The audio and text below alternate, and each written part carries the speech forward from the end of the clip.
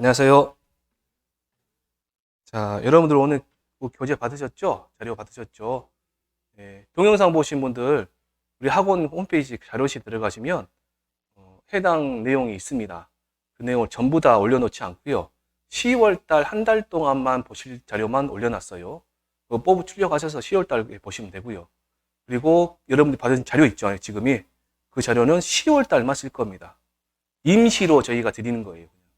임시로 11월 달 되면 오늘 지금 10월 달에 공부했던 그 부분 포함해서 그 내용하고 이론 정리를 갖다가 좀 편집을 하고 보기 편하게 편집을 하고 그 다음에 거기에 연습 문제도 좀 넣어놓고 계산 문제도 넣고 그래서 편집을 해서 다시 나올 거면 11월 달에 그거 보시면 되실 거예요. 자, 그럼 여러분들 어디 보시면 되냐 보면 자, 여러분들 목차 한번 봐보세요. 목차.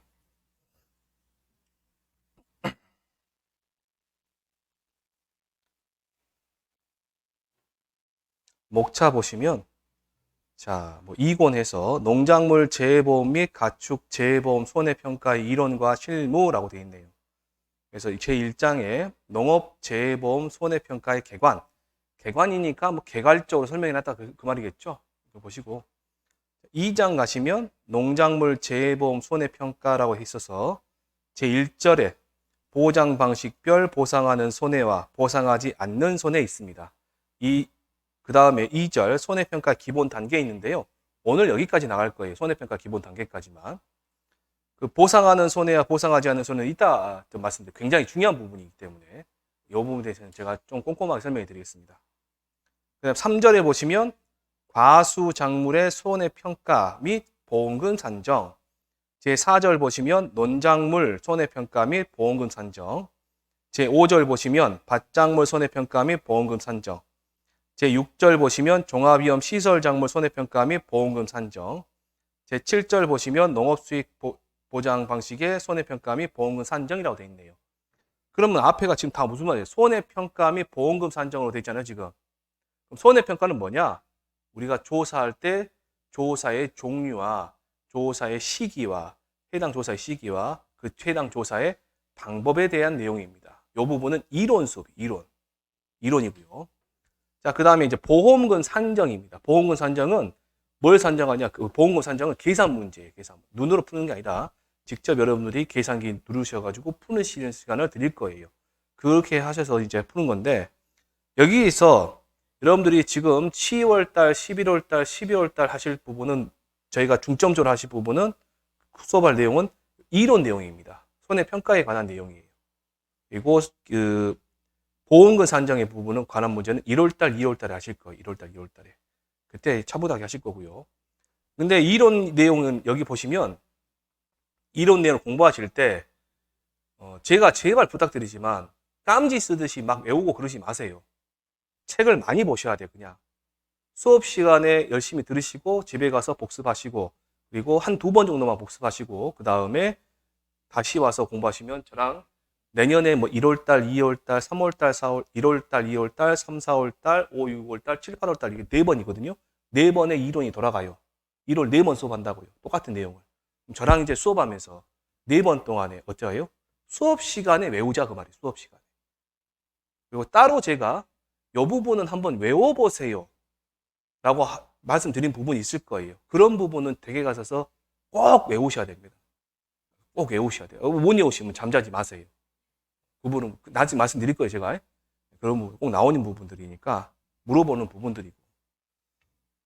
그 다음 계산 문제 같은 경우는 제가 저랑 이제 공부하시다 보면 제가 수업 시간에 어렵다 그런 이야기는 거의 안 합니다. 하실만 하다. 자신감 갖고 하세요라고 말씀드리는데 이 계산 문제는 중간중간에 어려운 부분이 있습니다. 적과전 종합위험 방식에 대해서 보험금 구하는 거, 뭐 착가피 감수가실수, 낙가피 감수가실수, 낙엽손해 감수가실수 막 구하는 것들이 있거든요. 그런 부분들은 상당히 까다롭습니다. 내용 공부하시기가. 그래서 제가 말씀드릴 테니까 다음 주에는요. 다음 주에 오시면 계산기를 여러분들이 한번 가져오세요. 계산기는 공학용 계산기를 쓰셔도 되고 그 다음에 일반 쌀집 아저씨 계산기를 쌀집 계산기를 쓰셔도 되는데 제가 추천드리는 거는 그냥 쌀집 계산기를 추천해 드릴게요. 계산기를 가져오시면 이제 저랑 이제 조금씩 공부하실 겁니다. 근데 다음 주는 안 쓸 가능성이 꽤 큽니다. 다음 주가 아니라 다다음 주부터 좀 쓸 거예요. 10월 한 20일 정도 넘어서부터나.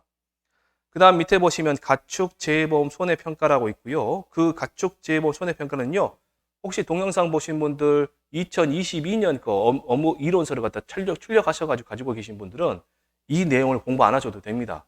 11월 달 되면, 그때는 진도 안 나갈 때니까 11월 달 되면 제가 이 가축 재해보험 손해평가에 대한 내용을 아주 압축적으로, 요약적으로 모든 내용을 다 담아서 정리를 해드릴 거니까 그것만 보시면 됩니다. 그것만 보시면 돼요. 자, 그 다음 넘겨보시면 뭐가 나오냐? 부록입니다. 부록. 부록. 보이시나요? 부록은 부록일 뿐이에요. 부록은 부록일 뿐입니다. 큰 의미를 안 두셔도 돼요.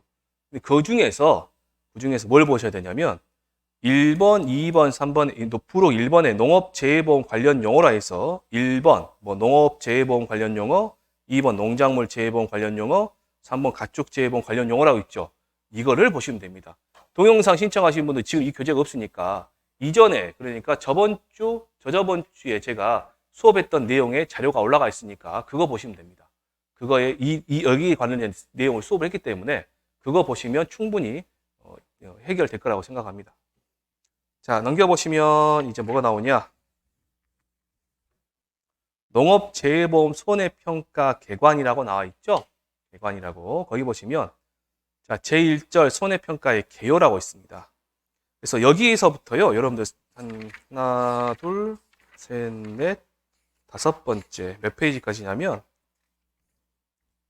248페이지까지는 여러분들이 따로 공부를 안 하셔도 돼요. 뭔 말이냐? 집에 가서 복습 안 하셔도 된다. 그 말이에요, 얘는. 얘를 갖다 뭐 밑줄 긋거나 막 그러실 필요 없어요. 그리고 수업도 여기서는 별로 설명해 드릴 게 없기 때문에 그냥 여기 있는 내용을 한번 읽어보는 거에 의미를 두고 한번 보시게요. 자, 보시면 제1절 손해평가의 개요라고 있고요. 1번 손해평가의 의의 및 기능입니다. 이 239페이지 보시면 손해평가는 보험 대상 목적물에 피해가 발생한 경우 그 피해 사실을 확인하고 평가하는 일련의 과정을 의미한다 라고 되어 있습니다.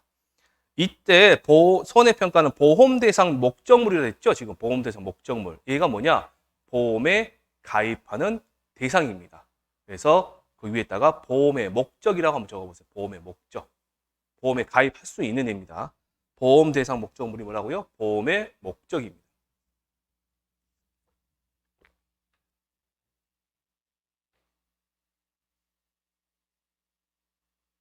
그 피해가 발생한 경우에 그 피해 사실을 확인한답니다.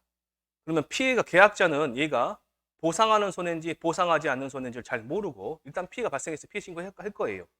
그럼 우리가 조사 나가서 보상하는 손해인지 보상하지 않는 손해인지를 우리가 명확하게 구분하셔야 됩니다. 그래서 보상하는 손해가 있다 그러면 피해가 있는 거고 보상하는 손해가 아니다 그러면 피해가 없는 겁니다. 그럼 피해가 없으면 보험금 안 나가겠죠. 언제 보험금 나갈까요? 피해가 있을 때, 보상하는 손해로 피해가 있을 때만 보험금 나갈 겁니다.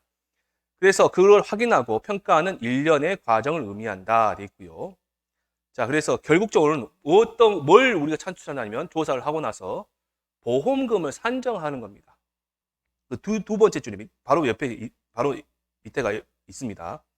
즉 손해평가는 보험에서 보장하는 재해로 인한 손해가 어느 정도인지를 파악하여 보험금을 결정하는 일련의 과정이라고 할 수 있다 라고 되어 있고요. 그 밑에 보시면 손해평가는 재해로 인한 수확량 감소를 파악하여 라고 되어 있는데 여러분들 오해하지 마실 게 수확량의 감소가 실제 수확량이 아닙니다. 자, 저 보시고요. 저 보시고 우리가 피해가 발생해서 우리가 조사한 수확량을 보고 이 실제 수확량을 의미하는 건데 그 실제 수확량과 보험에 가입할 때 기준이 되는 수확량이 있어요. 보험금 산정을 할 때 기준이 되는 수확량. 그리고 평년 수확량을 합니다. 그 평년 수확량과 실제 수확량과 그 차이 있죠. 이 차이, 이만큼을 보험에서 보장을 해줘요. 요만큼을. 그게 뭐예요? 수확량의 감소 부분이에요. 그래서 보시면 실제 수확량의 감소를 파악하였을 때 수확량의 감소가 실제 수확량이 아니다 그 말이에요. 뭐야? 평년 수확량과 실제 수확량의 차이. 이게 수확량의 감소를 말하는 겁니다. 파악하여 손해 비율을 계산함으로써 이때 손해 비율은 세 글자로 하면 피해율 그럴 겁니다. 피해율. 지급될 보험 금액을 산정하게 된다. 여기까지 보시면 되고요.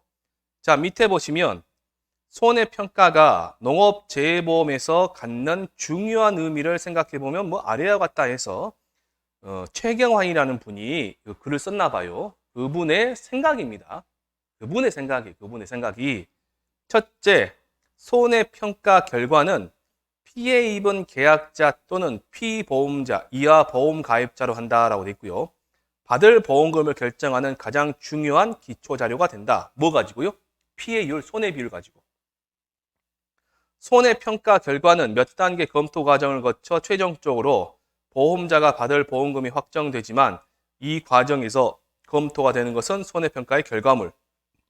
이게 뭐라고? 이게 피해물이다. 피해율. 이게 피해율이라고요. 자, 그 다음 둘째. 손해평가 결과에 대하여 보험가입자는 물론 제3자도 납득할 수 있어야 한다라고 되어 있습니다. 우리가 조사를 나가요. 제가 평가사고요. 계약자 있단 말이에요. 조사 나가가지고 조사를 했습니다. 조사했는데 그 결과에 대해서 제가 봐도 이 정도 피해율이 나올 것 같고 그 다음에 제가 조사한 이 피해율에 대해서 계약자도 그래 납득되고 따르릉 지나가는 이장님, 자전거 타고 지나가신 이장님이 얼핏 봐도 그 정도 피해가 된 것 같아요. 그런 객관성과 공정성을 확보를 해야 됩니다.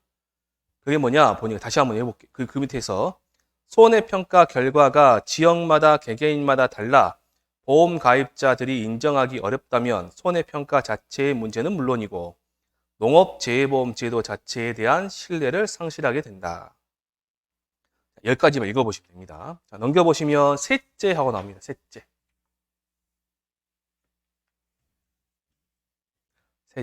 보시면 자, 보험료율은 해당 지역 및 개개인의 보험금 수급 실적에 따라 조정된다. 보험금을 많이 받은 지역 보험 가입자의 보험료는 인상되고 재해가 발생하지 않아 보험금을 지급받지 않은 지역 보험 가입자의 보험료율은 인하되는 것이 보험의 기본이다. 그만 있고요. 요 말은 뭐 따로 설명 안 아시겠죠? 넷째 보시면 넷째. 손해평가가 피해 상황보다 과대평가되면 피해를 입은 보험가입자는 그만큼 보험금을 많이 받게 되어 당장은 이익이라고 할 수 있습니다. 그렇지만 이러한 상황이 계속적으로 광범위하게 발생하면 보험 수지에 영향을 미친다라고 되어 있죠. 이때 수지는 뭐냐면요. 회사가 받는 보험료를 말하는 거고요. 보험료 총액을 말하는 거고 지는 회사가 지출하는 보험금 총액을 말하는 겁니다. 그게 같아야 되는데 달라지면 이상해지겠죠. 그 보험 수지에 영향을 미치며 보험료율도 전반적으로 지나치게 높아지게 되므로 결국 보험 가입자의 보험 가입 기피를 초래하고 보험 사업의 운영이 곤란하게 되어 농업재해보험 제도 자체의 존립에도 영향을 미칠 수 있다 하시면 됩니다. 그래서 손해평가의 객관성과 정확성을 유지하는 것이 매우 중요하다. 그 다음에 다섯 번째 보시면 손해평가 결과가 계속 축적되면 보험료율 조정의 기초자료로 활용되는 이외에도 농업재해 통계나 재해대책 수립의 기초자료로 이용될 수 있다. 그렇게 해서 손해평가가 이만큼 중요하다 한 것에 대해서 최경환이라는 분의 개인 생각을 적어놓은 겁니다. 이해되셨어요? 그렇게 보시면 되고요. 자, 그 다음 손해평가 업무의 중요성 보시면 자, 밑줄 맞춰보시게요. 가번에 보시면 보험 가입자에 대한 정당한 보상. 보험 가입자에 대한 정당한 보상. 나번에 선의의 계약자 보호. 선의의 계약자 보호. 다번에 보험 사업의 건전화. 이렇게만 보시면 될 것 같습니다. 이 부분.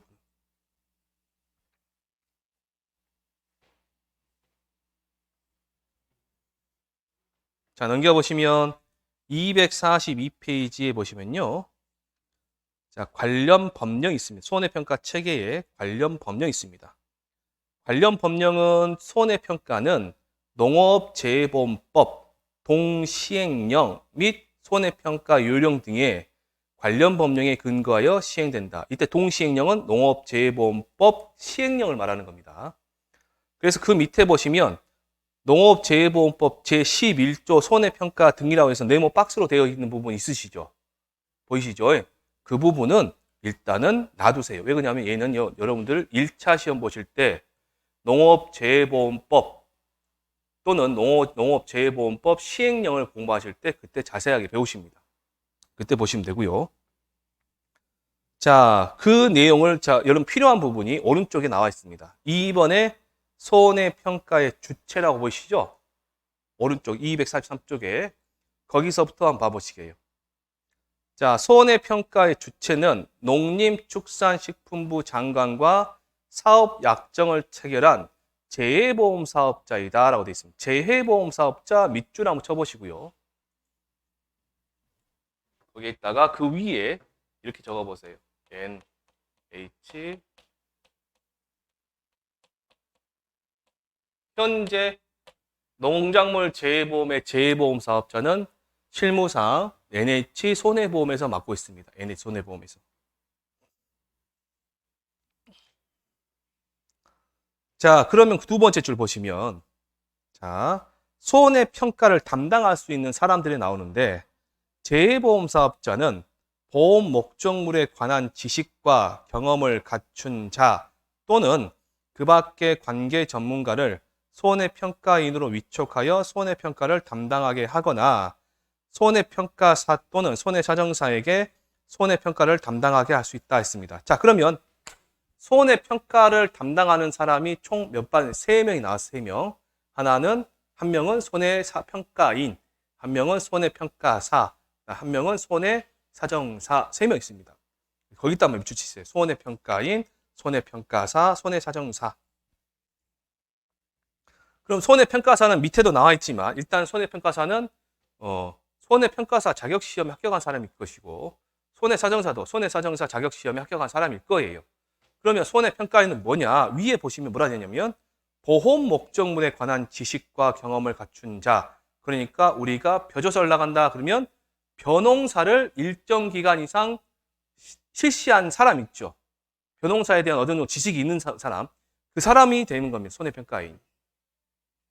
또는 그 밖에 관계 전문가라 했는데 대표적으로 뭐냐면 고등학교나 대학교에서 농업에 관한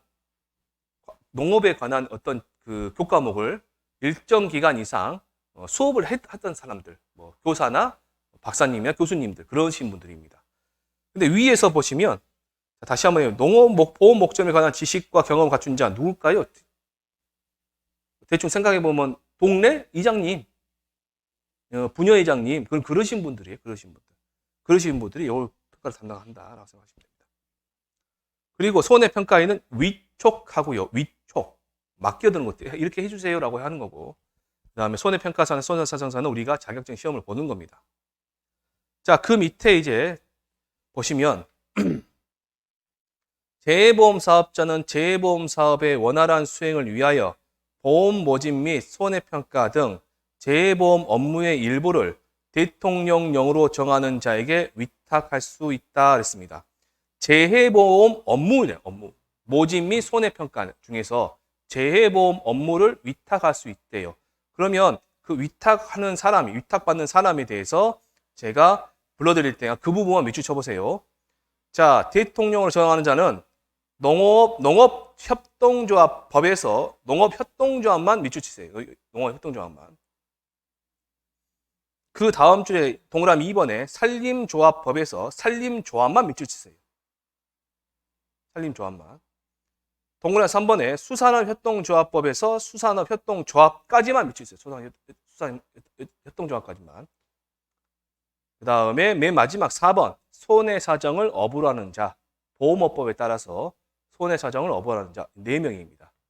자, 그럼 보시면 여러분 보고 하세요.